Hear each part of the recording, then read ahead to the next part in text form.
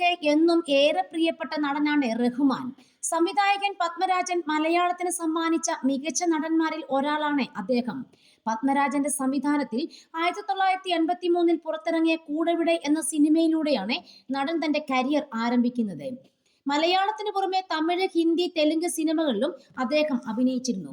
റഷീൻ റഹ്മാൻ എന്ന നടൻ മലയാള സിനിമയിൽ റഹ്മാൻ എന്നറിയപ്പെട്ടപ്പോൾ തമിഴ്, തെലുങ്ക് സിനിമകളിൽ രഘുമാൻ എന്നും അറിയപ്പെട്ടിരുന്നു.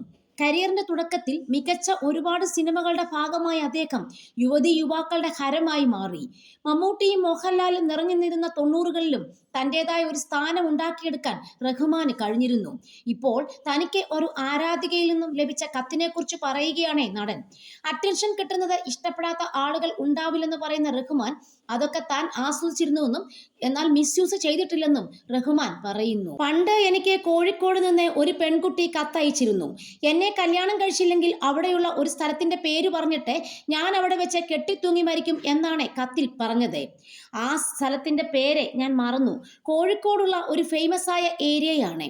റഹ്മാനാണ് ഇതിനെല്ലാം കാരണമെന്ന് പറയും എന്നൊക്കെ കത്തിൽ പറഞ്ഞിരുന്നു. ബ്ലഡിൽ എഴുതിയ കത്തായിരുന്നു അത്. ആ കുട്ടി കോഴിക്കോടുള്ള മഹാറാണി ഹോട്ടലിൽ വന്നിരുന്നു.